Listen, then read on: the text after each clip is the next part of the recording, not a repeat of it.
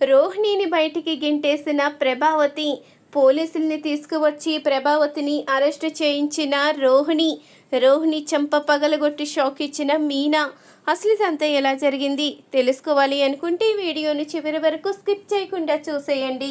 ఇప్పటికైనా రోహిణి నిజ స్వరూపం ప్రభావతి తెలుసుకోవాలని మీరైతే కోరుకుంటే ఎస్ అని కామెంట్ చేయండి. రోహిణి అయితే ఫోన్లో మాట్లాడుతూ ఉంటుంది.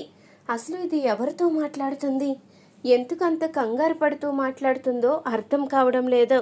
అసలు ఎందుకు ఎవరితో అంత వాదిస్తుంది అంటూ ప్రభావతి ఆలోచిస్తూ ఉంటుంది. ఇంతలో ఇక సుగుణమ్మ అయితే, అమ్మ రోహిణి, నేను చెప్పేది వినమ్మా, ఖచ్చితంగా ఒక్కసారి వచ్చి చింటూని చూసి వెళ్ళమ్మా, నా మాట విను అంటూ అనంగానే నీకు పని పాట ఏమీ కనిపించదు. నేను చెప్తున్నాను కదా, ఇక్కడికి నువ్వు ఫోన్ చేసి మాట్లాడితే రిస్క్ అని నేనే వస్తానని చెప్పాను కదా, ఎందుకు నన్ను తింటావు, ఇప్పుడే బయలుదేరి వస్తాను అంటూ రోహిణి అయితే రహస్యంగా మాట్లాడుతూ ఉంటుంది. ఆ మాట విన్న ప్రభావతి అయితే, అసలు ఎవరితో రోహిణి ఎంత సీక్రెట్గా మాట్లాడుతుంది, నేను వస్తాను అంటూ ఎవరితో చెప్తుంది, ఒకవేళ వాళ్ళ నాన్న దాచిపెట్టిన లక్షలు ఎక్కడున్నాయో తెలిసి అవి గనక బయటపడితే మాకేమైనా వాటా ఇవ్వాలని తను ఆ లక్షలు దాచిపెడుతుందేమో, ఒకవేళ అక్కడికే వెళ్తుందేమో. రోహిణిని గనక ఫాలో అయ్యి వెళ్తే ఎన్ని లక్షలు దాచిందో అన్నీ కూడా బయటికి వస్తాయి. నాకు తెలిసి ఇలాగే ఏదో జరుగుంటుంది.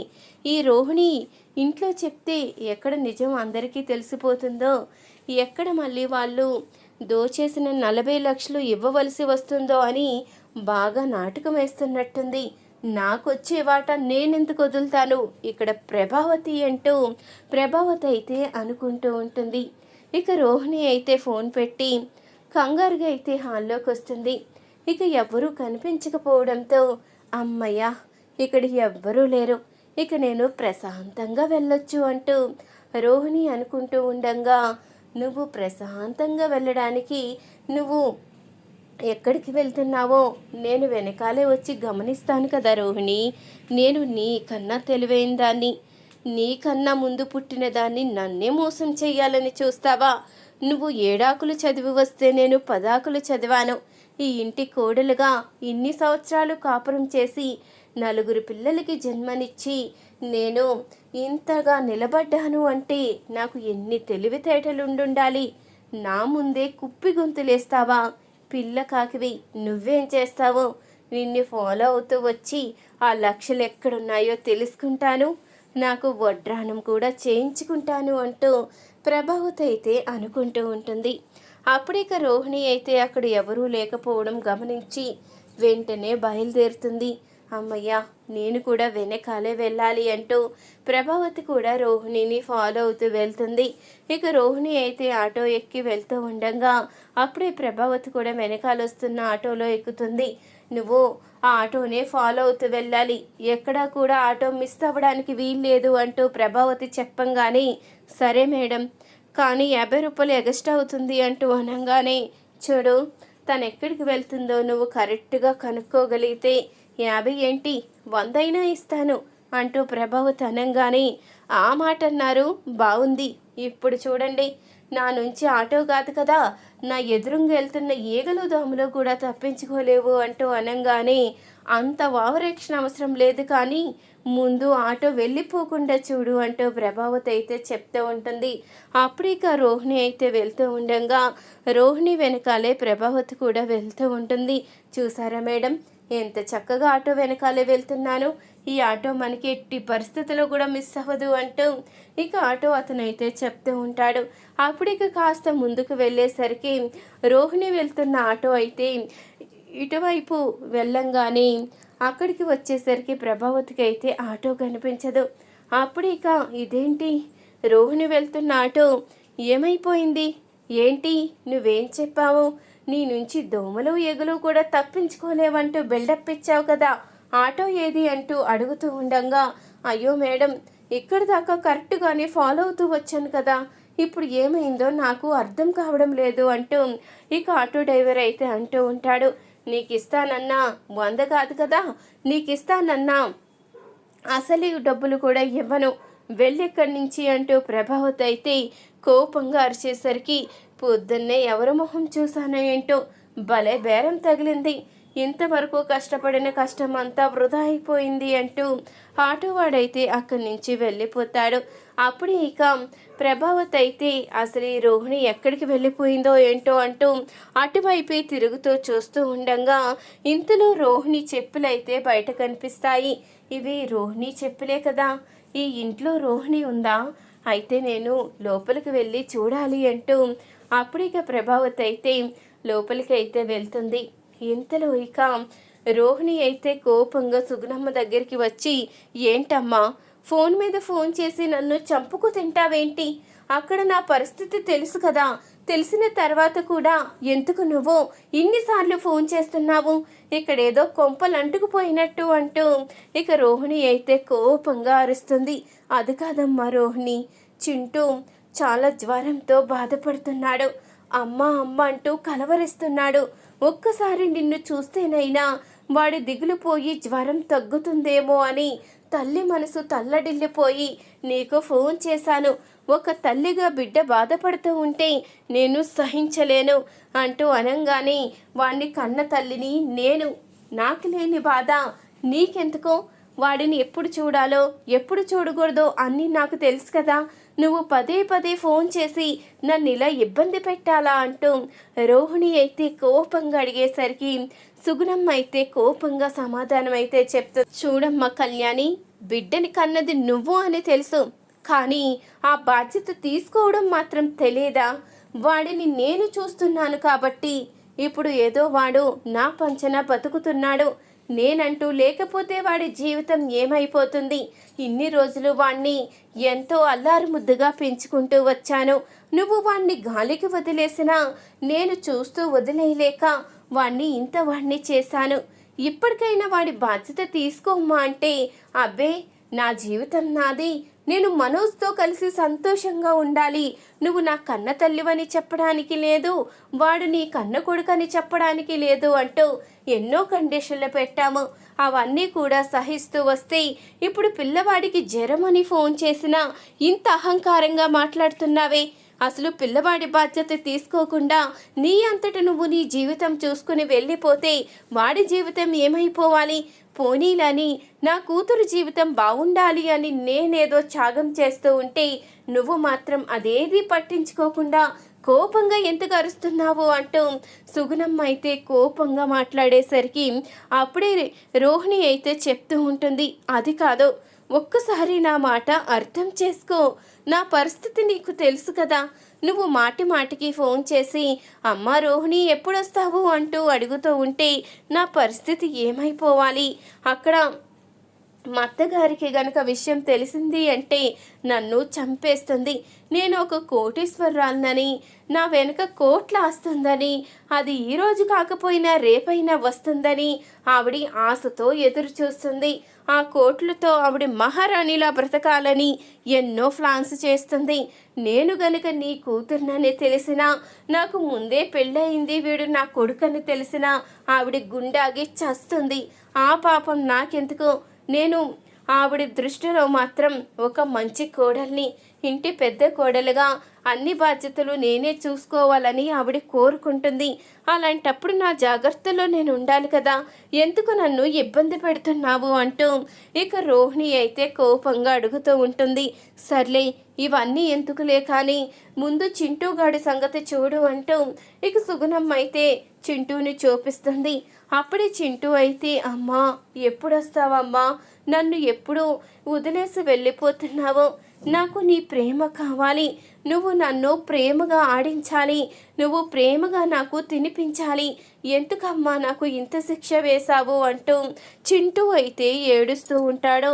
అప్పుడిక చింటూనైతే రోహిణి దగ్గరికి తీసుకొని, చింటూ నన్ను క్షమించు చింటూ, ఏ తల్లి కూడా బిడ్డ విషయంలో ఇలా చేసుండదు, కానీ ఏం చేయమంటావు, నా పరిస్థితి అలాంటిది, నన్ను క్షమించరా, నాలాంటి దురదృష్టవంతురాలు కడుపును నువ్వు పుట్టినందుకు శిక్ష నువ్వు కూడా అనుభవిస్తున్నావు, ఏం చేయను, నిన్ను చూసుకోకుండా మళ్ళీ నేను పెళ్ళి అంటూ పెళ్లి చేసుకున్నాను, ఆ మనోజ్ని పెళ్లి చేసుకోవడంతో నిన్ను అక్కడికి తీసుకువెళ్ళలేను, అలాగని ఎవరికి నిజము చెప్పలేను, నిన్ను దూరము చేసుకోలేను. ఏం చెయ్యాలో అర్థం కాక నేను కూడా సతమతమైపోతున్నాను అంటూ రోహిణి అయితే అంటూ ఉంటుంది. అప్పటికి చింటూ అయితే లేదమ్మా, నేను ఏమైనా పర్వాలేదు, నా జీవితం ఎలా ఉన్నా పర్వాలేదు, నువ్వు మాత్రం సంతోషంగా ఉండాలి. నేను నీ కొడుకుగా కోరుకునేది అదే. మా అమ్మ ఎప్పుడూ ఆనందంగా ఉండాలి, మా అమ్మ కంట్లో కన్నీళ్లు రాకూడదు అనే నేను కోరుకునేది అంటూ చింటూ అనంగానే ఆ మాటకి సుగుణమ్మ అయితే చెప్తూ ఉంటుంది. చూసావా, చంటివాడైనా ఎంత బాగా కోరుకుంటున్నాడో.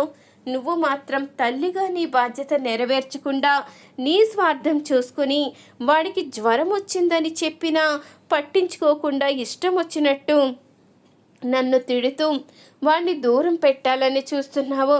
ఎప్పటికైనా వాడి ప్రేమని అర్థం చేసుకో అంటూ ఇక చెప్తూ ఉంటుంది సుగుణమ్మ అయితే. ఏంటమ్మా, ఏంటి పదే పదే ఇలా మాట్లాడుతున్నావు? నాకంటూ వాడి మీద ప్రేమ ఉండదా? పెంచిన దానివి నీకే అంత ప్రేమ ఉంటే నవమాసాలు మోసి వాడికి జన్మనిచ్చాను, నాకెంత ప్రేమ ఉండాలి? నా పేగుబంధం నాకు తెలియదు అనుకున్నావా? అనుకోని పరిస్థితుల వల్ల నా జీవితం ఇలా అయిపోయిందని కూడా నీకు తెలుసు, అయినా ఎందుకు ఇలా మాట్లాడుతున్నావు అంటూ ఇక రోహిణి అయితే కన్నీళ్లు పెట్టుకుంటూ ఉంటుంది. ఇంతలో ఈ మాటలన్నీ విన్న ప్రభావతి ఒక్కసారిగా కుప్పకూలిపోతుంది. రోహిణి ఒక కోటీశ్వరాలని, తన వైపు నుంచి ఎన్నో కోట్ల ఆస్తి వస్తుందని, నేను మహారాణిలా బ్రతకొచ్చు, నా కొడుకు జీవితం కూడా సెటిల్ అయిపోతుందని నేను ఎంతగానో ఆశపడ్డాను. కానీ నా ఆశలన్నీ నిరాశలైపోయాయి. నాకు అసలు ఇలాంటి ఒక విషయం ఎదురవుతుందని కూడా అనుకోలేదు. ఇప్పుడు నేను ఏం చెయ్యాలి అంటూ ప్రభావతి అయితే కన్నీళ్లు పెట్టుకుంటూ అక్కడి నుంచి అయితే వెళ్ళిపోతుంది. అప్పుడే ఆలోచిస్తూ ఉండగా ఇంతలో మనోజ్ అయితే వస్తాడు. ఏంటమ్మా, ఏం ఆలోచిస్తున్నావు?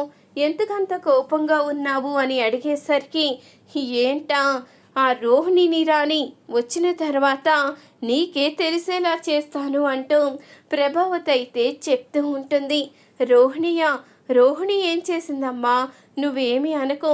మళ్ళీ తను గనుక ఇంట్లోంచి వెళ్ళిపోతే నా జీవితం ఒంటరైపోతుంది, నేను రోహిణి లేకుండా బ్రతకలేనమ్మా అంటూ ఇక అనంగానే అప్పుడే ఇక ప్రభావతి అయితే కోపంగా మనోజ్ చెంప అయితే పగలగొడుతుంది. చూడు, అదొచ్చిన తర్వాత ఏదైనా మాట్లాడి అడ్డుకున్నావో చంపేస్తాను అంటూ ప్రభావతి అంటూ ఉండగా, అదేంటమ్మా, ఇదేదో నోటుతోనే చెప్పొచ్చు కదా, ఎందుకు నన్ను చెంప పగలగొట్టావు అంటూ మనోజ్ అయితే అడుగుతూ ఉంటాడు.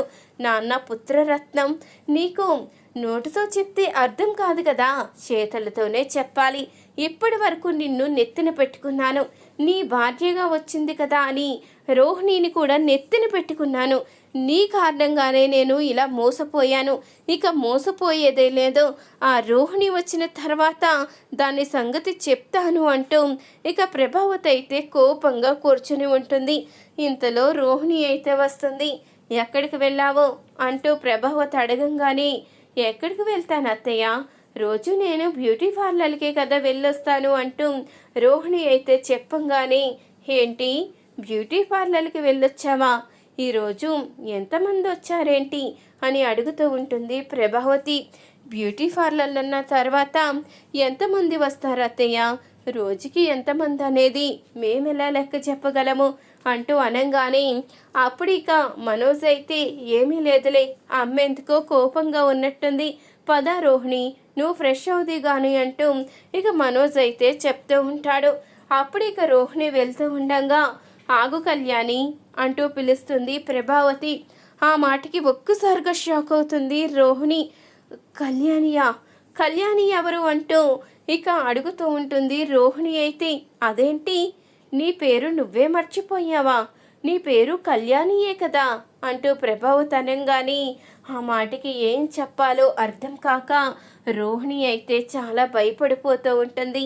ఇంతలో అప్పుడే ఇక ప్రభావతి అయితే రోహిణి చెంప పగలగొట్టి, నిజం చెప్పు, ఎందుకు మమ్మల్ని మోసం చేశాము?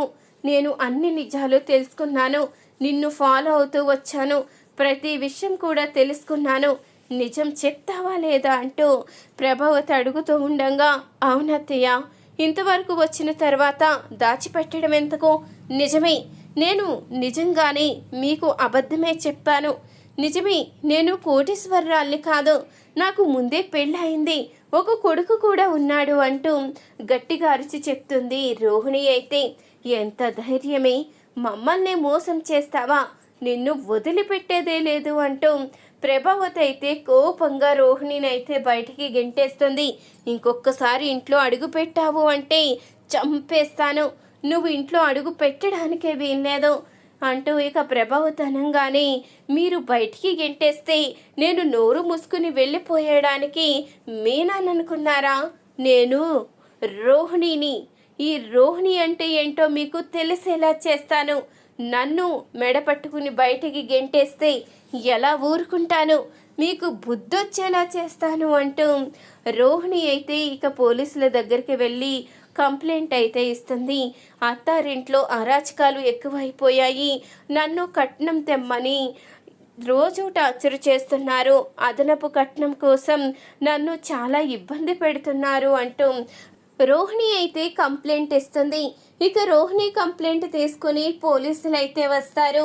ఇక పోలీసుల్ని చూసిన ప్రభావతి అయితే అడుగుతూ ఉంటుంది, మీరెందుకు వచ్చారు అంటూ అనగానే, మిమ్మల్ని అరెస్ట్ చేయడానికి వచ్చాము, మీ కోడల్ని అదనపు కట్నం కోసం చాలా టార్చర్ చేస్తున్నారని అమ్మాయి కంప్లైంట్ ఇచ్చింది. ఇలాంటి కేసుల్లో ఊరుకునే వదిలేదే లేదు కదా, అందుకని అరెస్ట్ చేయడానికి వచ్చాము అంటూ అనగానే ఆ మాటకి ప్రభావతి ఒక్కసారిగా షాక్ అవుతుంది. అప్పుడే ఇంతలో ఇక సత్యమైతే అంటూ ఉంటాడు, ఏంటమ్మా రోహిణి ఇదంతా, ఎందుకు ఇలాంటి పని చేశావు అంటూ నిలదీయంగానే, నన్ను మెడ పట్టుకుని బయటికి గెంటేశారు, నేను ఊరికనే ఎలా ఊరుకుంటాను, అందుకనే కంప్లైంట్ ఇచ్చాను అంటూ రోహిణి అయితే చెప్తూ ఉంటుంది. అంతేకాదు సార్, నన్నే కాదు, ఈ ఇంట్లో మీనాని కూడా ఇబ్బంది పెడుతూనే ఉంటుంది, మీనా విషయంలో కూడా ఈవిడ రోజు టార్చర్ చేస్తూనే ఉంటుంది, కావాలంటే అడగండి. ఇప్పుడు మూడో కోడలు లేదో, తను బయటికి వెళ్ళినట్టుంది, ఇంట్లో మీనా మాత్రం ఉంది, తను రెండో కోడలు, తను కట్నం తీసుకురాలేదని ఒక పేదింటమ్మాయని తనని ఇబ్బంది పెడుతూ ఎంతగానో టార్చర్ చేస్తూ ఉంటుంది ఈవిడ, కావాలంటే తనని కూడా అడగండి, తను కూడా చెప్తుంది అంటూ ఇక రోహిణి అనగానే అప్పుడే మీనానైతే పిలుస్తారు. ఇంతలో ప్రభావతి అయితే కంగారు పడుతూ ఉంటుంది. ఈ రోహిణినైతే ఎప్పుడు ఏమీ చెయ్యకపోయినా ఇలాంటి కంప్లైంట్ ఇచ్చింది అంటే మీనాను అడుగడుక్కి ఏదోటి అంటూ ఎన్నో రాచి రంపాలు పెడుతూ తనని ప్రతి విషయంలో ఇబ్బంది పెడుతూనే ఉన్నాను, ఇప్పుడు ఇదేం చెప్తుందో ఏంటో నాకు చాలా భయంగా ఉంది, ఇక నన్ను ఉరి తీసేస్తారేమో అంటూ భయపడుతూ ఉంటుంది ప్రభావతి. అప్పుడే పోలీసులు అయితే అడుగుతూ ఉంటారు, చెప్పమ్మా, ఈవిడ నిన్ను ఇబ్బంది పెడుతుందా, కోడల్ని నిలబడినవ్వడం లేదని ఈ అమ్మాయి కంప్లైంట్ ఇచ్చింది, నువ్వు చెప్పమ్మా అంటూ పోలీసులు అడగంగానే, ఏంటి, ఎందుకు భయపడుతున్నావు, నేనున్నాను కదా, పోలీస్ కంప్లైంట్ ఇచ్చాను కదా, నువ్వు కూడా ఈవిడ నిన్ను ఎంత ఇబ్బంది పెడుతుందో అన్నీ చెప్పు, ఈవిడికి తగిన శిక్ష వేస్తారు, ఇన్ని రోజులు నువ్వు ఎంత బాధపడ్డావో అంతకన్నా రెట్టింపు బాధ ఈవిడ పడుతుంది అంటూ రోహిణి అనగానే ఆ మాటకి ఒక్కసారిగా మీనా అయితే ఇక రోహిణి చంప అయితే పగలగొడుతుంది.